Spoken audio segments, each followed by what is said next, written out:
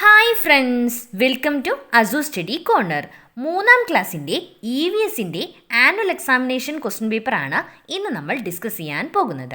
ആദ്യത്തെ 15 മിനിറ്റ് കൂട്ടുകാർക്ക് ചോദ്യങ്ങൾ നന്നായി വായിച്ചു മനസ്സിലാക്കാനുള്ള സമയമാണ്. ആകെയുള്ള 6 ആക്ടിവിറ്റികളിൽ അറിയുന്ന ഏതെങ്കിലും 5 എണ്ണത്തിന് മാത്രം ഉത്തരം എഴുതിയാൽ മതി. Activity 1, different types of creatures, വ്യത്യസ്ത തരത്തിലുള്ള ജീവികൾ. First question, identify the creatures by observing the given body parts. ഇവിടെ നൽകിയിരിക്കുന്ന ശരീരത്തിന്റെ ഭാഗങ്ങൾ മനസ്സിലാക്കി ജീവി ഏതാണെന്ന് തിരിച്ചറിയാനാണ് കൂട്ടുകാരോട് പറഞ്ഞിരിക്കുന്നത്. ഒന്നാമത്തെ ചിത്രത്തിലെ ശരീരഭാഗം ഏതു ജീവിയുടേതാണ്? ഡക്കിൻ്റെതാണ് അല്ലേ? താറാവിന്റെ കാലാണ് നമ്മൾ ചിത്രത്തിൽ കാണുന്നത് അല്ലേ? ഇനി രണ്ടാമത്തെ ചിത്രത്തിലെ ശരീരഭാഗം ഏതു ജീവിയുടേതാണ്? എലിഫന്റ്, ആനയുടെ കാലാണ് അല്ലേ?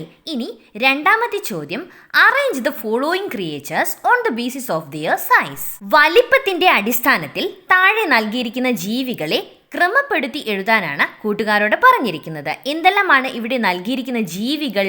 Rabbit, chameleon, horse, elephant, deer. ഏറ്റവും വലിയ ജീവിയിൽ നിന്ന് ഏറ്റവും ചെറിയ ജീവിയിലേക്ക് നമ്മൾക്ക് ക്രമപ്പെടുത്തി എഴുതി നോക്കിയാലോ? എങ്ങനെയാണ്?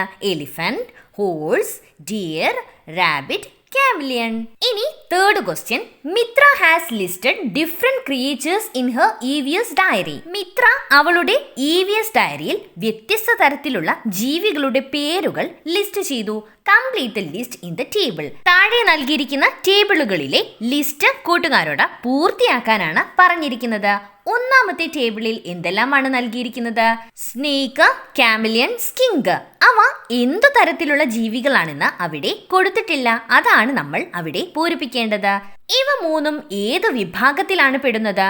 Those who crawl.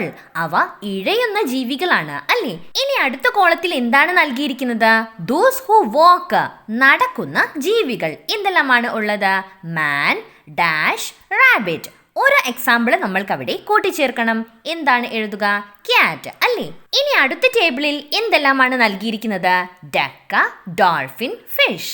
അവ ഏത് വിഭാഗത്തിൽപ്പെടുന്നവയാണ്? അവ നീന്തുന്ന ജീവികളാണ് അല്ലേ? എന്താണ് നമ്മൾ ഹെഡിങ് നൽകേണ്ടത്? Those who swim. ഇനി അടുത്ത കോളത്തിൽ എന്താണ് നൽകിയിരിക്കുന്നത്?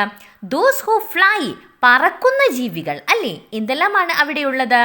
All, firefly. ഒരു എക്സാമ്പിൾ കൂടി നമ്മൾക്ക് കൂട്ടിച്ചേർക്കണമല്ലോ. എന്തെഴുതാം? ക്രോ. ഇനി activity 2, the power of cleanliness. First question, complete the given words and including the habits that we should follow to maintain personal hygiene. വ്യക്തിശുചിത്വം നിലനിർത്താൻ നമ്മൾ പാലിക്കേണ്ട ശീലങ്ങൾ ഉൾപ്പെടുത്തി താഴെ നൽകിയിരിക്കുന്ന പദസൂര്യൻ കൂട്ടുകാരോട് പൂർത്തിയാക്കാനാണ് പറഞ്ഞിരിക്കുന്നത്. എന്താണ് സെന്ററിൽ നൽകിയിരിക്കുന്നത്? Maintain personal hygiene. വ്യക്തിശുചിത്വം നിലനിർത്താം. ഒരു എക്സാമ്പിൾ കൂട്ടുകാർക്ക് അവിടെ നൽകിയിട്ടുണ്ട്. എന്താണ്? വെയർ ക്ലീൻ ഡ്രസ്, വൃത്തിയുള്ള വസ്ത്രം ധരിക്കുക. ഇനി എന്തെല്ലാമാണ്? Bath every day to keep the body clean. ശരീരം വൃത്തിയായി സൂക്ഷിക്കാൻ എല്ലാ ദിവസവും കുളിക്കുക. പിന്നെയോ brush your teeth twice a day to keep teeth healthy. പല്ലിന്റെ ആരോഗ്യം കാത്തു സൂക്ഷിക്കാൻ ദിവസവും 2 സമയം ബ്രഷ് ചെയ്യുക. പിന്നെയോ wash hands with soap before eating and after using the toilet. ഭക്ഷണം കഴിക്കുന്നതിന് മുൻപും ടോയ്ലറ്റ് ഉപയോഗിച്ചതിന് ശേഷവും സോപ്പ് ഉപയോഗിച്ച് കൈകൾ വാഷ് ചെയ്യുക. ഇനി second question, it was decided to clean the school and its surroundings under hygiene club. ശുചിത്വ ക്ലബിന്റെ കീഴിൽ സ്കൂളും പരിസരവും വൃത്തിയാക്കാൻ വേണ്ടി തീരുമാനിച്ചു. What things are to be noted to keep each area clean. ഓരോ സ്ഥലവും വൃത്തിയായി സൂക്ഷിക്കാൻ നാം എന്തെല്ലാം കാര്യങ്ങളാണ് ചെയ്യേണ്ടത്? സ്കൂൾ സറൗണ്ടിങ്സ് വൃത്തിയായി സൂക്ഷിക്കാൻ ചെയ്യേണ്ട ഒരു കാര്യം കൂട്ടുകാരോട് എഴുതാനാണ് പറഞ്ഞിരിക്കുന്നത്. എന്താണ്? Use dustbins for waste. Waste ഇടാനായി ഡസ്റ്റ്ബിന്നുകൾ ഉപയോഗിക്കുക. പിന്നെയോ ക്ലാസ് റൂം വൃത്തിയായി സൂക്ഷിക്കാൻ ചെയ്യേണ്ട ഒരു കാര്യം എന്താണ്?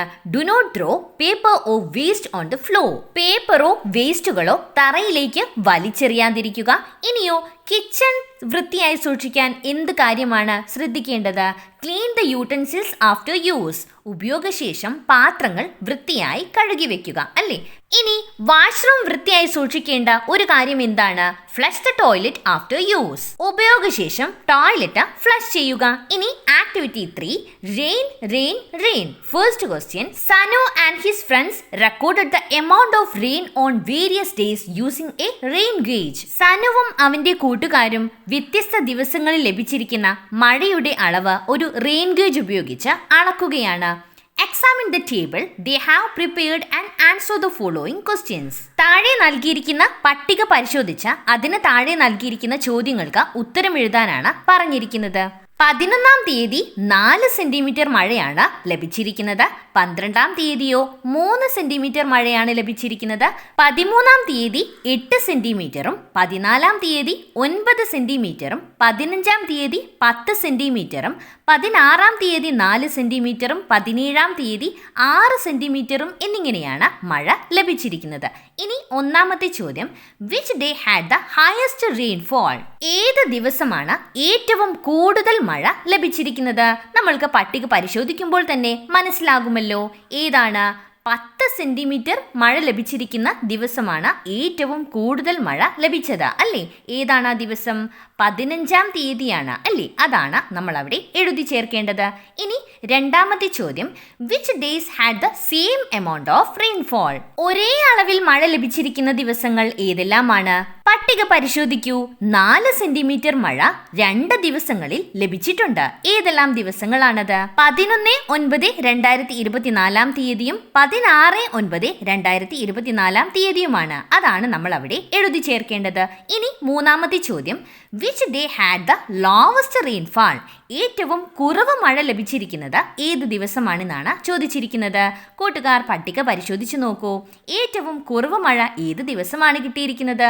3 സെന്റിമീറ്റർ മഴ ലഭിച്ചിരിക്കുന്ന ദിവസമാണ് അല്ലേ? ഏതാണ് ആ ദിവസം? 12-ാം തീയതിയാണ് അല്ലേ? അതാണ് നമ്മൾ അവിടെ എഴുതേണ്ടത്. ഇനി രണ്ടാമത്തെ ചോദ്യം, what are the changes in our surroundings after a rainfall? ഒരു മഴ പെയ്തതിനു ശേഷം നമുക്ക് ചുറ്റും ഉണ്ടാകാവുന്ന മാറ്റങ്ങൾ എന്തെല്ലാമാണെന്നാണ് ചോദിച്ചിരിക്കുന്നത്. ഒരു ഉദാഹരണം കൂട്ടുകാർക്ക് അവിടെ നൽകിയിട്ടുണ്ട്. എന്താണ്? Springs will be formed. ഉറവകൾ രൂപപ്പെടും അല്ലേ? മറ്റെന്തെല്ലാം മാറ്റങ്ങളാണ് ഉണ്ടാവാറുള്ളത്?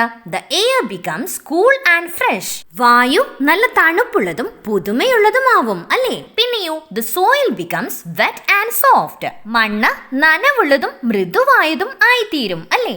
ഇനി ആക്ടിവിറ്റി 4, ഏരിയാസ് ആൻഡ് ഒക്യുപ്പേഷൻസ്. പ്രദേശങ്ങളും ജോലികളും. First question, Kerala is classified into 3 natural regions according to its topography. ഭൂപ്രകൃതിയുടെ അടിസ്ഥാനത്തിൽ കേരളത്തെ 3 ഭൂപ്രദേശങ്ങളായി തരംതിരിച്ചിട്ടുണ്ട് അല്ലേ?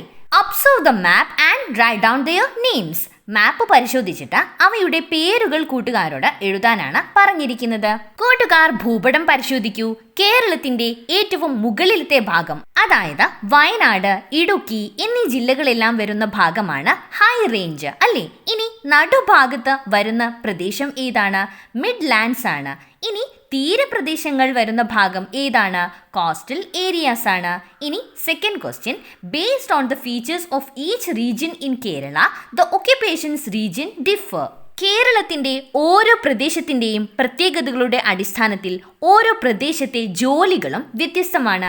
Complete the table identifying the type of topography related to the given occupations. ഇവിടെ നൽകിയിരിക്കുന്ന ജോലികളുമായി ബന്ധപ്പെട്ട ഭൂപ്രകൃതി ഏതാണെന്ന് തിരിച്ചറിഞ്ഞ് ഈ ടേബിള് കംപ്ലീറ്റ് ആക്കാനാണ് കൂട്ടുകാരോട് പറഞ്ഞിരിക്കുന്നത്.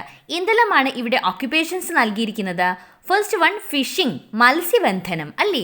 മത്സ്യബന്ധനം കൂടുതലായും കാണപ്പെടുന്നത് ഏത് റീജിയനിലാണ്? കോസ്റ്റൽ ഏരിയാസ്, തീരപ്രദേശങ്ങളിലാണ് അല്ലേ? പിന്നെയോ അടുത്തത് എന്താണ്? Rubber tapping. റബ്ബർ ടാപ്പിംഗ് ഏത് റീജിയൻസിലാണ് കൂടുതലായും കാണപ്പെടുന്നത്?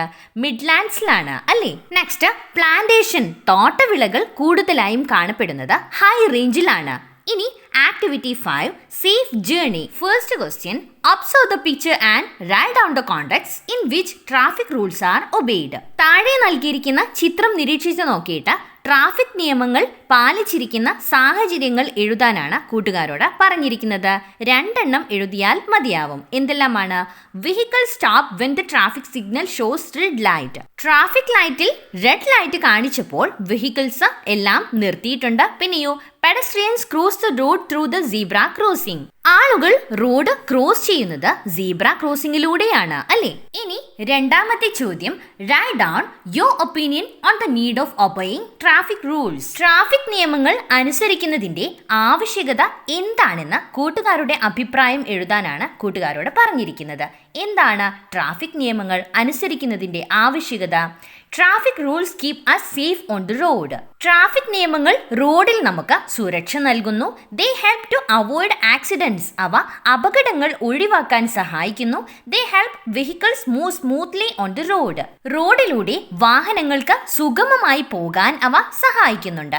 ഇനി third question, put a tick mark against the suitable traffic signal to be placed in front of schools. സ്കൂളുകൾക്ക് മുന്നിൽ സ്ഥാപിക്കാൻ അനുയോജ്യമായ ട്രാഫിക് സിഗ്നൽ താഴെ നൽകിയിരിക്കുന്നവയിൽ ഏതാണെന്നാണ് കൂട്ടുകാരോട് ചോദിച്ചിരിക്കുന്നത്.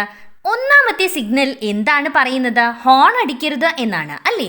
രണ്ടാമത്തെ സിഗ്നൽ എവിടെയാണ് കാണപ്പെടുന്നത്? ഹോസ്പിറ്റൽ ഉണ്ട് എന്ന് സൂചിപ്പിക്കുന്ന സിഗ്നലാണ്. ഇനി മൂന്നാമത്തേത് എന്താണ്? പെട്രോൾ പമ്പ് ഉണ്ട് എന്ന് സൂചിപ്പിക്കുന്ന സിഗ്നലാണ് ഇവിടെ മൂന്നാമതായി കാണിച്ചിരിക്കുന്നത്. ഇനി നാലാമത്തേത് എന്താണ്? സ്കൂൾ കുട്ടികൾ ഓടുന്ന ഒരു പിക്ചറാണ് അവിടെ നൽകിയിരിക്കുന്നത് അല്ലേ? സ്കൂളുകൾക്ക് മുൻപിൽ സ്ഥാപിക്കാൻ അനുയോജ്യമായ ട്രാഫിക് സിഗ്നലാണ് നാലാമത് കാണിച്ചിരിക്കുന്നത്. അതിന് താഴെയാണ് നമ്മൾ ടിക്ക് മാർക്ക് ഇടേണ്ടത്. ഇനി activity 6, different types of houses. വ്യത്യസ്ത തരത്തിലുള്ള വീടുകൾ. First question, match the creatures and their nests by drawing lines. ജീവികളെയും അവയുടെ കൂടുകളെയും തമ്മിൽ യോജിപ്പിക്കാനാണ് കൂട്ടുകാരോട് പറഞ്ഞിരിക്കുന്നത്. ഒന്നാമത്തെ ചിത്രത്തിൽ എന്താണ് കൂട്ടുകാർ കാണുന്നത്? ആരുടെ കൂടാണത്? ടെർമൈറ്റ്സ്, ചിതലുകളുടെ കൂടാണ് അല്ലേ? ഇനി രണ്ടാമത്തെ ചിത്രത്തിൽ കാണുന്നത് ആരുടെ കൂടാണ്? ക്രോ, കാക്കയുടെ കൂടാണ് അല്ലേ? ഇനി മൂന്നാമത്തെ ചിത്രത്തിൽ ആരുടെ കൂടാണ് കൂട്ടുകാർ കാണുന്നത്? തേനീച്ചയുടെ കൂടാണ് അല്ലേ? Honey B. ഇനി fourth question, different types of houses like glass house built on pillars, igloo, 3D printed house are seen now. Glass വീട്, പില്ലറിൽ നിർമ്മിച്ചിരിക്കുന്ന വീട്, ഇഗ്ലൂ, 3D പ്രിന്റഡ് വീട് തുടങ്ങിയ വ്യത്യസ്ത തരത്തിലുള്ള വീടുകൾ ഇന്ന് നമുക്ക് കാണാൻ സാധിക്കും. What are the benefits of constructing such houses? ഇത്തരത്തിലുള്ള വീടുകൾ നിർമ്മിക്കുന്നത് കൊണ്ടുള്ള പ്രയോജനങ്ങൾ എന്തെല്ലാമാണെന്നാണ് കൂട്ടുകാരോട് ചോദിച്ചിരിക്കുന്നത്. ഗ്ലാസ് ഹൗസ് കൊണ്ടുള്ള പ്രയോജനം എന്തെല്ലാമാണ്?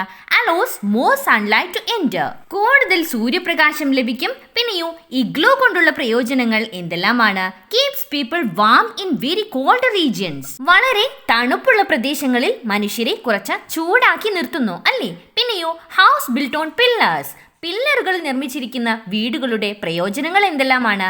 Protects from floods, water and wild animals, വെള്ളപ്പൊക്കങ്ങളിൽ നിന്നും വന്യജീവികളിൽ നിന്നും സംരക്ഷണം നൽകുന്നുണ്ട് അല്ലേ? ഇനിയോ 3D പ്രിന്റഡ് ഹൗസിന്റെ പ്രയോജനങ്ങൾ എന്തെല്ലാമാണ്? can be built quickly at lower cost. കുറഞ്ഞ ചെലവിൽ പെട്ടെന്ന് ഉണ്ടാക്കിയെടുക്കാൻ പറ്റുന്ന ഒരു തരം വീടാണ് 3D printed house. All the best for your exam. കൂടുതൽ ക്വസ്റ്റ്യൻ പേപ്പേഴ്സിനായി ഈ ചാനലിൽ തന്നെ നൽകിയിരിക്കുന്ന standard 3 previous question paper discussions എന്ന പ്ലേലിസ്റ്റിൽ പോയി പരിശോധിക്കുമല്ലോ. Thanks for watching. If you like this video, please do subscribe, like, comment and share.